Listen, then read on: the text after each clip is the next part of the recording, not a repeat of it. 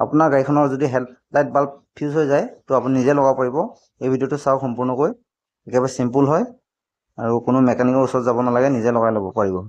হ'ব এনেকৈ খুলি দিলে বাহিৰলৈ আহিব। তাৰপিছত এই কভাৰটো খুলি ল'ব। এই কভাৰটো খুলি লৈ এই লকটো এনেকৈ তললৈ হেঁচি এনেকৈ ওলাই দিব।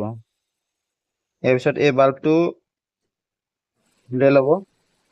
এটা পইণ্ট বেয়া আছে মানে, সেইটো কাৰণে আপাৰত জ্বলে ডিপাৰত নজ্বলে। এইটো মই চেঞ্জ কৰি দিম, নতুন এটা লগাই দিম। লগাওঁতে একেবাৰে ইজি। এই 3টা পইণ্ট আছে নহয়, এইটো চাইড এইটো ওপৰৰ ফালে ৰাখিব।